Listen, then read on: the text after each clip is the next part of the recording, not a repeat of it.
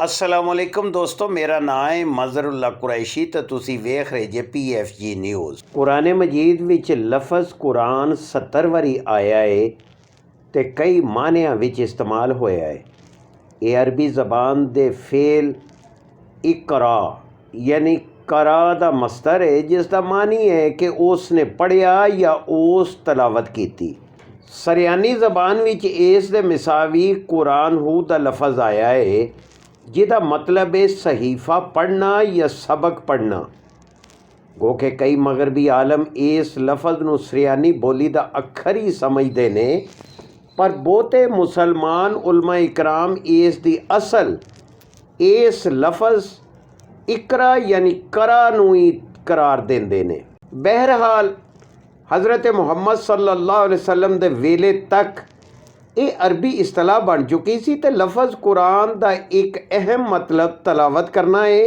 जिवें कि इस इब्तदाई कुरानी आयत विच बयान होया है कि अल्लाह ताला फरमांदे ने, यकीनन इस कुरान दा जमा करना अते इस दी तलावत दी जिम्मेदारी साडी है। दूजी आयतां विच कुरान दा मतलब एक खास हिस्सा जिस दी तलावत रसूल खुदा सल्लल्लाहु अलैहि वसल्लम ने कीती दे मानी विच ने।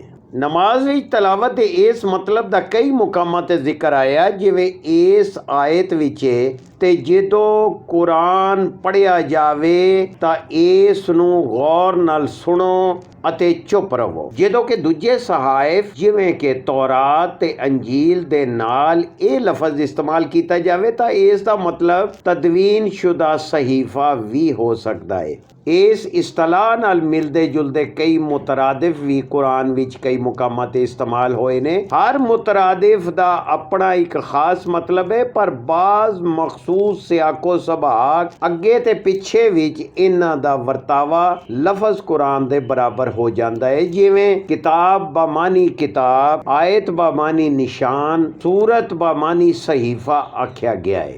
आखिरी ये दोवें इस्तलाहात वही दे मखसूस हिस्सियां दे मतलब विच भी वरतिया जाता है ते कई वेले जदों ये लफज अलिफ ते लाम दे नाल जोड़े जाते ਤਾਂ ਇਸ ਦਾ ਮਤਲਬ ਵਹੀ ਦਾ ਹੁੰਦਾ ਹੈ, ਜਿਹੜੀ ਵਕਫੇ ਨਾਲ ਨਾਜ਼ਲ ਕੀਤੀ ਗਈ।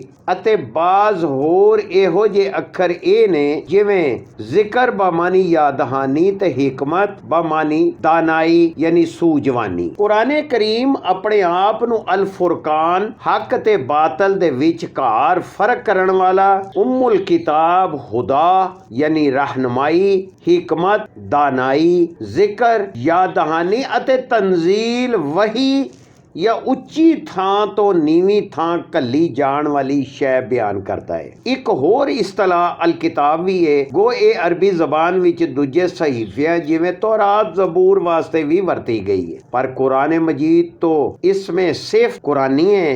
मुसहफ दी इस्तलाह अक्सर मखसूस कुरानी मुसवदियां दे वास्ते वरती गई है, पर इस दे नाल ये इस्तलाह कुरान विच पिछलियां आसमानी किताबां लई भी वरतियां गईयां ने।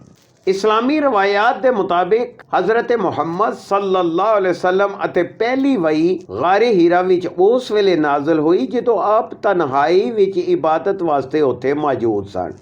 इस तो बाद ये सिलसिला वही 23 वरियां तीकर जारी रहा। हदीसा ते इस्लामी तारीख दे अनुसार हिजरत मदीना दे बाद जदों रसूल खुदा ने इत्थे एक आज़ाद इस्लामी मुआशरा कायम कर लिया तो आपने अपने सहाबा इकराम नूं कुरान दी तलावत ते उस दे रोज़मर्रा नाज़ल होवन वाले अहकामात नूं याद करन अते दूजियां नूं सिखाण दा हुक्म दिता। रवायतां विच इस गल दा जिक्र भी मौजूद है कि जंगे बदर दे बाद जदों कुरैश ते कई लोग मुसलमानां दे हत्थी कैदी बन गए सन तां इन्हां विच कईयां ने मुसलमानां नूं पढ़ना लिखना सिखाण दे बदले अपनी आज़ादी हासिल की।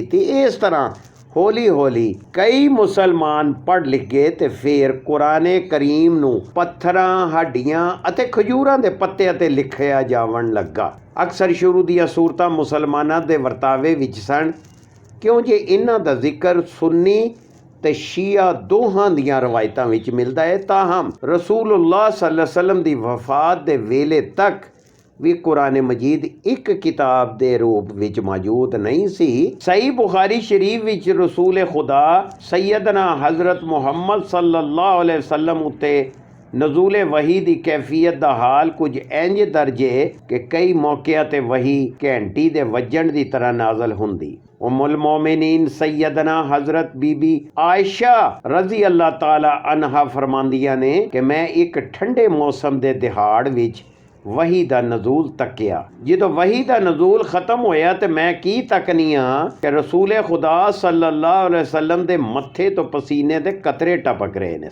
ਕੁਰਾਨ ਮਜੀਦ ਦੇ ਬਿਆਨ ਦੇ ਮੁਤਾਬਿਕ ਰਸੂਲੁल्लाह ਸੱਲੱਲਾਹੁ ਅਲੈਹਿ ਵਸੱਲਮ ਉੱਤੇ ਪਹਿਲੀ ਵਹੀ ਇੱਕ ਕਸ਼ਫ ਦੇ ਨਾਲ ਨਾਜ਼ਰ ਹੋਈ ਅਤੇ ਵਹੀ ਨਾਜ਼ਲ ਕਰਨ ਵਾਲੀ ਹਸਤੀ ਦੇ ਬਾਰੇ ਬਿਆਨ ਕੀਤਾ ਗਿਆ ਹੈ ਮਜ਼ਬੂਤ ਤਾਕਤਾਂ ਵਾਲਾ ਤੇ ਜਿਹੜਾ ਸਭ ਤੋਂ ਉੱਚੀ ਥਾਂ ਉਫਕ ਤੇ ਸੀ। ਫਿਰ ਉਹ ਨੇੜੇ ਹੋਇਆ, ਫਿਰ ਉਹ ਥੱਲੇ ਉਤਰ ਆਇਆ, ਬਸ ਉਹ 2 ਕੋਸਾਂ ਦੇ ਵਿਤਰ ਦੀ ਤਰ੍ਹਾਂ ਹੋ ਗਿਆ ਜਾਂ ਫਿਰ ਇਸ ਤੋਂ ਵੀ ਬਹੁਤ ਨੇੜੇ। ਮਿਸਟਰ ਵੈਲਚ ਜਿਹੜੇ ਇੱਕ ਇਸਲਾਮੀ ਸਕਾਲਰ ਯਾਨੀ ਸੂਝਵਾਨ ਨੇ, ਇਨਸਾਈਕਲੋਪੀਡੀਆ ਆਫ ਇਸਲਾਮ ਵਿੱਚ ਲਿਖਦੇ ਨੇ ਕਿ ਉਹ ਇਸ ਗੱਲ ਤੇ ਪੂਰਾ ਯਕੀਨ ਰੱਖਦੇ ਨੇ ਕਿ ਵਹੀ ਦੇ ਨਜ਼ੂਲ ਵੇਲੇ ਰਸੂਲ ਖੁਦਾ ਸੱਲੱਲਾਹੁ ਅਲੈਹਿ ਵਸੱਲਮ ਦੀ ਕੈਫੀਅਤ ਦੀ ਜਿਹੜੀ ਜ਼ਾਹਿਰੀ ਸ਼ਕਲ ਬਿਆਨ ਕੀਤੀ ਗਈ ਹੈ ਉਹ ਬਿਲਕੁਲ ਹੱਕੀ ਅਤੇ ਸੱਚੀ ਹੋ ਸਕਦੀ ਹੈ, ਕਿਉਂ ਜੇ ਆਪ ਸੱਲੱਲਾਹੁ ਅਲੈਹਿ ਵਸੱਲਮ ਵਹੀ ਦੇ ਨਾਜ਼ਲ ਹੋਣ ਦੇ ਬਾਅਦ ਬਹੁਤ ਘਬਰਾ ਜਾਂਦੇ ਸਨ। ਮਿਸਟਰ ਵੇਲੇਜ ਦੇ ਅਨੁਸਾਰ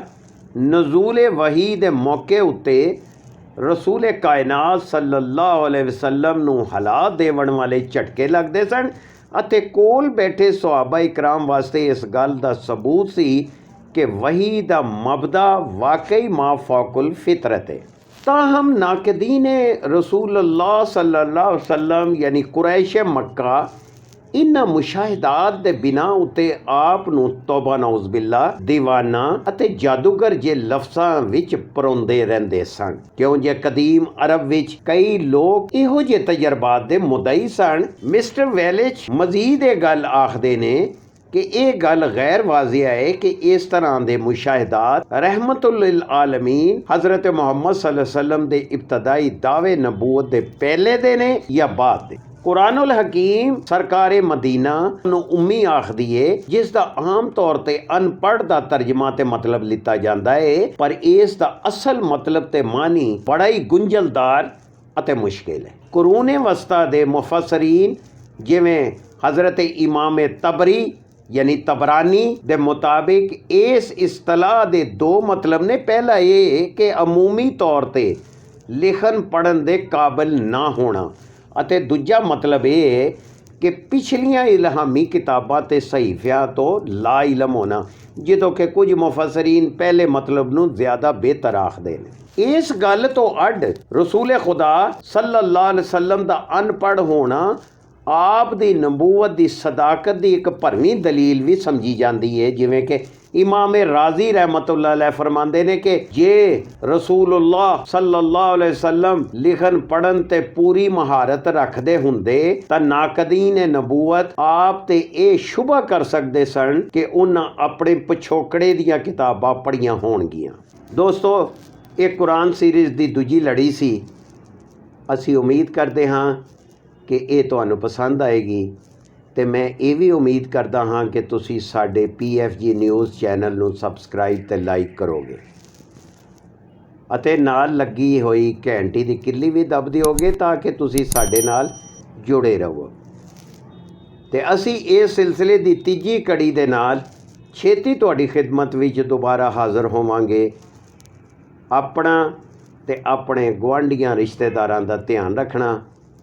ਪ੍ਰੋਫੈਸਰ ਮਜ਼ਹਰੁੱਲਾਹ ਕੁਰੈਸ਼ੀ ਨੂੰ ਇਜਾਜ਼ਤ ਦਿਓ। ਅੱਲਾ ਬੇਲੀ।